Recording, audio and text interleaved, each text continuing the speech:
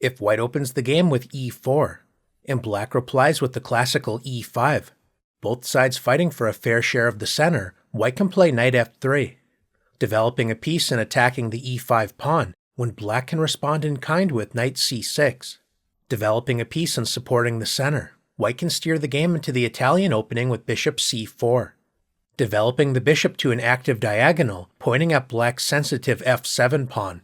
Black has an important decision to make. The straightforward bishop c5 is the most common reply, entering classical lines of the Italian game, the subject of another video, which is a great place to start if you're just learning the basics of this opening. If black wants to sharpen the game immediately, then the other important main line is knight f6, turning the game into the counter-attacking two knights defense. Black sensibly develops a piece and attacks the e4 pawn. Depending on how white responds, we may see anything between a quiet, maneuvering game to a razor-sharp struggle in which a single tempo may decide the fate of the game. The most solid response is the straightforward d3, defending the center and opening up a path for the dark-squared bishop.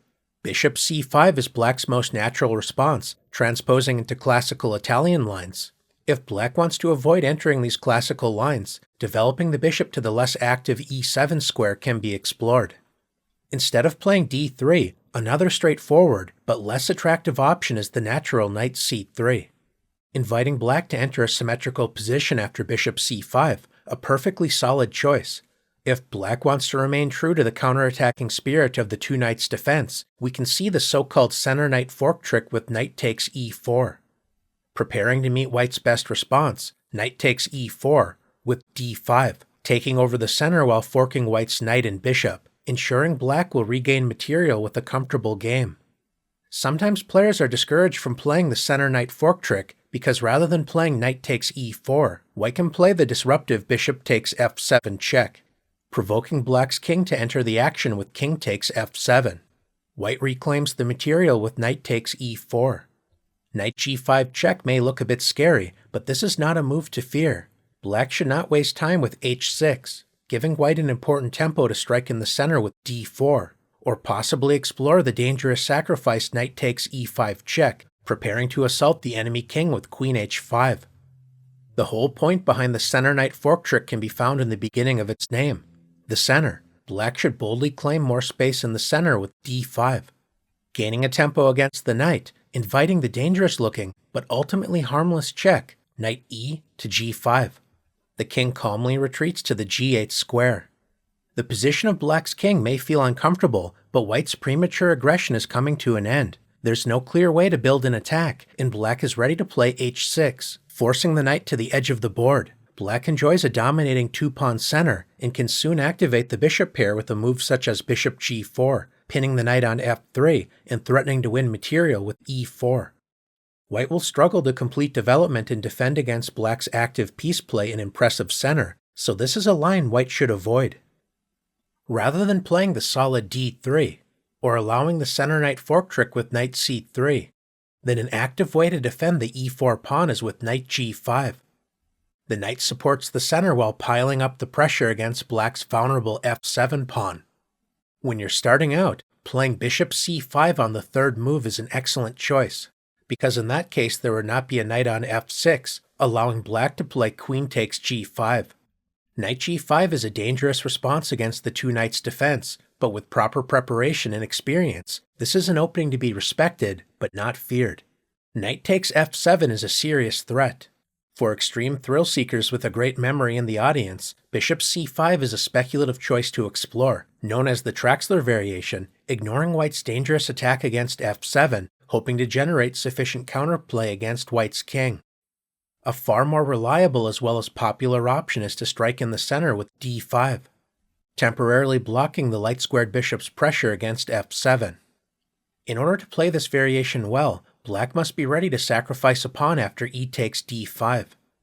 Knight a5 is the move almost always played at grandmaster level. In order to understand why this offside knight move is so important, let's take a look at black's natural response, knight takes d5. It appears black is doing just fine, but this turns out to be a mistake. Not only can white play the disruptive shot d4, white can unleash the dangerous fried liver attack with knight takes f7, sacrificing a piece after king takes f7. followed by the powerful queen f3 check, attacking the enemy king while adding a second attacker against the pinned knight on d5. If black's king does not defend the knight, then white will simply regain the piece with bishop takes d5, enjoying an excellent position. The only way to defend the knight is by exposing the black king with king e6. The vulnerable black king also blocks the light-squared bishop from actively entering the game. White intensifies the pressure against the pinned knight with knight c3. There are some complicated lines the interested viewer may explore, but the main point to understand is that white has full compensation for the piece, and it is quite difficult for a human to defend black's position. The knight on c6 will need to move in order to defend the d5 knight, which allows white to later play d4, preparing to open up the center and attack the exposed enemy king. White may also decide to castle and play rook e1, when white enjoys a tremendous attack. Rather than defending the threatened knight, it's possible to counterattack white's light-squared bishop with b5, intending to meet bishop takes b5 with queen takes d5, defending the c6 knight while also attacking the light-squared bishop and the unprotected pawn on g2. The knight g5 lines are quite complicated for both sides to navigate. In this case, white must shift gears from ultra-aggressive play to suddenly making a subtle positional move, bishop f1. Black's best response is likely knight d4, transposing into a line we're about to examine. Knight takes d5 allows the light-squared bishop to return to the action with the dangerous bishop takes b5, pinning the c6 knight. Protecting the pawn on g2 is important since queen takes d5 allows the strong response knight c3. Since the g2 pawn is protected, black's queen must retreat, allowing bishop takes b5, when white builds a dangerous initiative. b5 is an interesting but speculative choice. A related line is known as the Fritz variation, starting with knight d4. After c3 and b5, the Fritz variation transposes to the earlier b5 line. We'll take a look at the main continuation in a moment, but it's worth noting that knight d4 prepares a deadly trap. Instead of challenging black's knight with c3, it's tempting to play d6, renewing the light-squared bishop's pressure against f7. This does look quite dangerous, but incredibly black can simply ignore this pressure with queen takes d6. White can play the calm d3, or even bishop takes f7 check, provoking sharp complications after king e7. Ideas such as queen c6, attacking the g2 pawn while joining the knight's pressure against c2, as well as evicting the knight with h6 is in the air when black's lead in development should not be underestimated. If white accepts black's invitation to fork the queen and rook with knight takes f7, this allows the deadly response, queen c6, attacking both the light-squared bishop as well as the unprotected g2 pawn. If white grabs the rook with knight takes h8, instead of automatically capturing the bishop, black can play the powerful queen takes g2, attacking the rook on h1. The only way to defend the rook is with rook f1.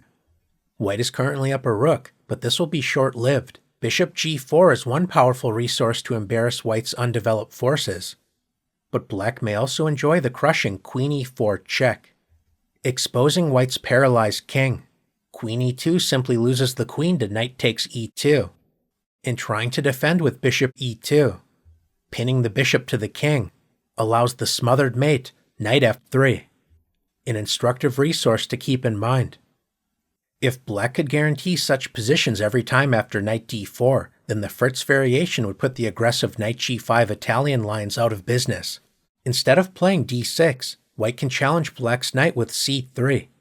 Knight f5 is a passive response that does not challenge white's position when one path to a comfortable position is castling, preparing to pressure black's e5 pawn with rook e1. Black should continue with the counterattacking shot b5, when white transposes into the earlier b5 lines we examined with the subtle bishop f1, protecting the g2 pawn and preparing to meet knight f5 with bishop takes b5 check. Black's best chance is to counterattack with knight takes d5, capturing a pawn while revealing the queen's pressure against the unprotected knight. White is able to secure a comfortable advantage after the exchanges c takes d4, queen takes g5, bishop takes b5 check. White is happy to exchange bishops if black plays bishop d7, and after king d8, white can secure the king side by castling. White is threatening bishop c6, and the desperate bishop h3, attacking the pinned g2 pawn, simply loses material after queen f3. This line is a serious challenge for black to face, securing the Fritz variation status as a sideline. We've already revealed dynamic opportunities for both sides in the two knights defense, and we haven't even skimmed the surface of the main line, knight a5.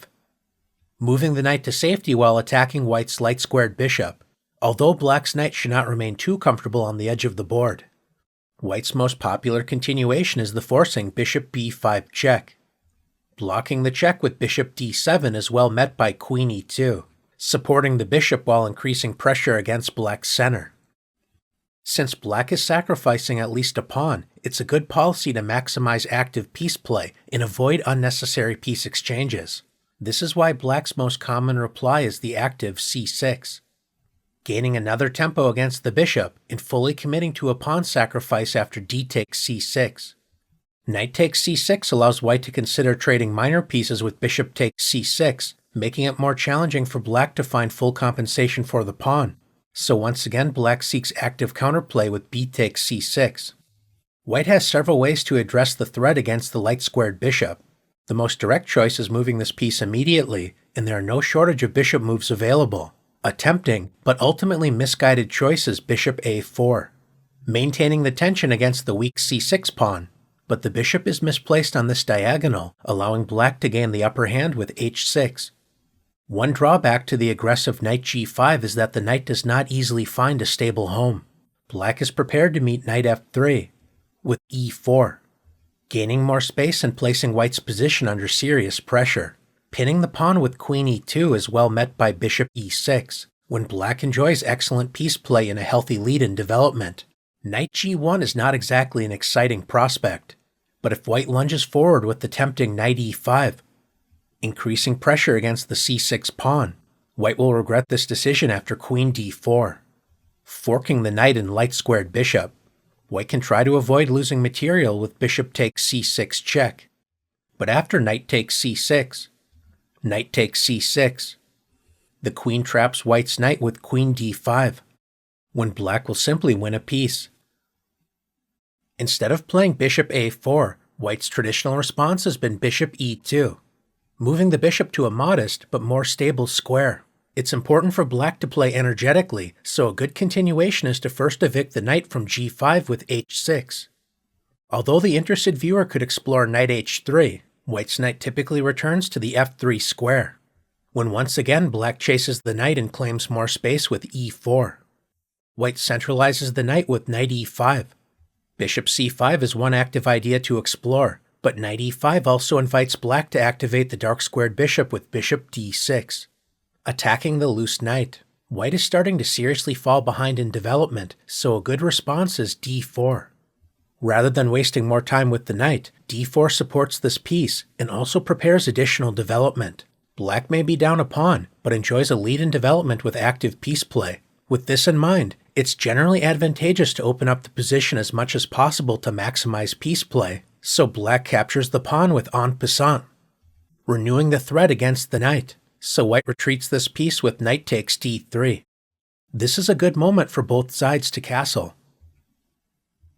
Grandmaster Harakrishna, playing black, intensifies the pressure against white's kingside with queen c7, creating a queen-bishop battery, threatening the h2 pawn. Weakening the light squares with g3 is one option, but his opponent, Grandmaster Zhang, played the more popular h3. The knight on a5 appears misplaced, but it is able to support queenside expansion with c5. Black opens the long light-squared diagonal, which possibly could allow a future bishop b7. This move clears the c6 square in case black needs to retreat the knight. But black's main plan is to use the knight on a5 to help support the space-gaining c4, gaining space and yet another tempo against white's knight. Notice that black is not afraid of bishop f3, attacking the rook on a8, as rook b8 is a healthy move, adding pressure against white's queenside. In the game, white decided to support the c4 square with b3, preventing black from forcing the knight on d3 to move yet again after c4. Black was not discouraged and still advanced with c4, provoking the exchange b takes c4, knight takes c4. Black's offside knight enters the action, and now that Black no longer has a pawn on the c-file, the c2 pawn will become a target to attack. White lags behind in development, so he developed his knight with knight d2. Although Black generally avoids piece exchanges, the game continued with knight takes d2. Bishop takes d2. White's pieces are slowly entering the game, but the exchange of knights has revealed the queen's pressure against the c2 pawn. Black continued to develop actively with bishop f5, adding pressure against the knight and x-raying the c2 pawn. White improves the position of the bishop with bishop f3, gaining a tempo against Black's rook, while also clearing the e-file for White's kingside rook. Black intensified the pressure against c2 with rook a to c8. If White decides to defend the pawn with rook c1, Black may simply focus on completing development with rook f to d8, enjoying strong piece play.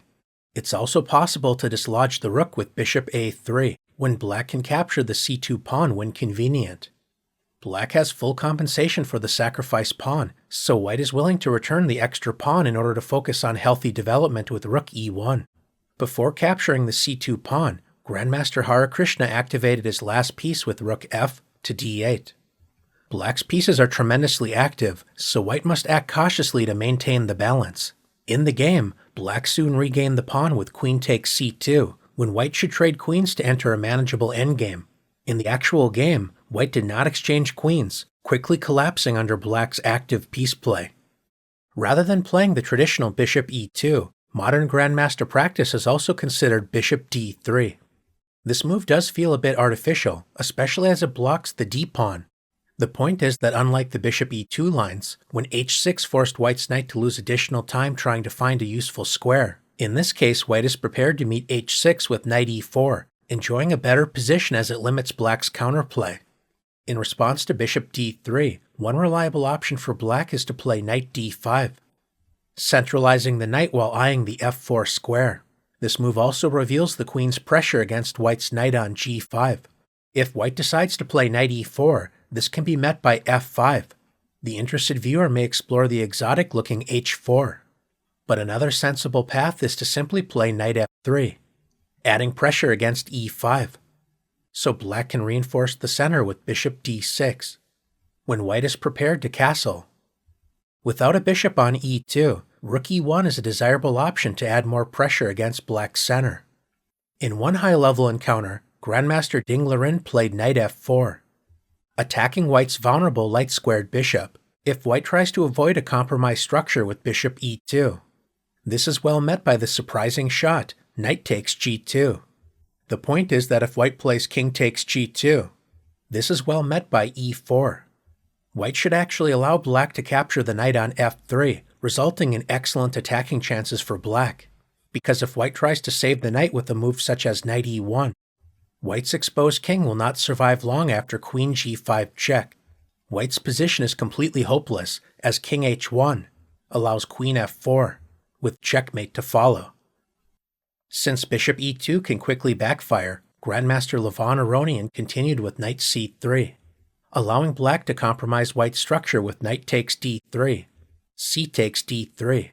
Black is down a pawn, but White is now saddled with doubled, isolated pawns, when Black decided to castle. Rook e1 is one sensible choice, and in the game, White decided to play b3, securing the c4 square and preparing to activate the dark-squared bishop. Black's knight remains awkwardly placed on a5, and although rook e8 and bishop a6 are interesting options to explore, Black continued with c5, opening up the c6 square for Black's knight, but also allowing the c5 pawn to become a target for White's pieces, starting with bishop a3. Black continued as planned with knight c6, when Grandmaster Aronian intensified the pressure against c5 with knight e4. White's doubled isolated pawns may prove to be an eyesore, but we should not underestimate White's chances. The doubled pawns allow White to place rooks on c1 and e1, adding pressure against Black's c5 and e5 pawns. In the game, Ding responded with knight b4. Black remains down a pawn, but White's compromised pawn structure provides ample compensation. This imbalanced position provides plenty of chances for both sides to explore, and in this particular Grandmaster encounter, the game eventually fizzled out into a draw. So far, our focus has revolved around White moving the light-squared bishop, But another way to fight for the initiative is queen f3, pinning the c6 pawn to the rook. There are no shortage of interesting options to explore, including rook b8. Defending the pawn with bishop d7, as well as bishop b7 are possible. And another instructive path to consider is bishop e7. Black offers a second pawn, focusing on rapid development, preparing to castle the king. White should not accept the second pawn with bishop takes c6 check. Knight takes c6. Queen takes c6 check. Forking the enemy king and rook looks tempting. This allows us to appreciate Black's bishop developing to the e7 square, rather than d6, as Black can gain a tempo against the queen with bishop d7, revealing the queen's protection of the rook and preparing to respond to queen f3, with kingside castling. In exchange for 2 pawns, Black enjoys a serious lead in development, as well as the bishop pair. Black is prepared to play knight g4, followed by grabbing more space with f5, when Black enjoys full compensation for the 2 pawns with dangerous counterplay on the king side. Instead of grabbing a second pawn and allowing Black a dangerous initiative, a safe and promising alternative is bishop d3. Thanks to the queen's presence on f3, the knight on f6 is pinned to the f7 pawn, preventing the desirable knight d5 for the time being. Black resolves this issue by castling. White fights for the center and focuses on development with knight c3. Adding pressure down the b-file with rook b8 is an interesting option to explore. And Black may also consider h6, provoking knight g to e4, when Black is able to centralize the knight with knight d5, eyeing the b4 square to harass White's light-squared bishop, as well as the queen side. One idea for White is to play knight g3, preparing to invade Black's territory with knight f5. This is a complex line that will reward careful study. The 2 knights defense against the Italian opening is a sound, reliable way to create an immediate imbalance in the position. This move does invite the sharp response knight g5, which often results in quick wins for White against inexperienced players. With proper preparation, however, knight g5 is a move to be respected, but not feared. White can also play in a more positional manner with d3, inviting Black to transpose into classical lines of the Italian with bishop c5. If you're looking for a way to create early imbalances against the Italian, or want to decide how to handle these positions as White, then you will definitely want to explore the fascinating 2 knights defense.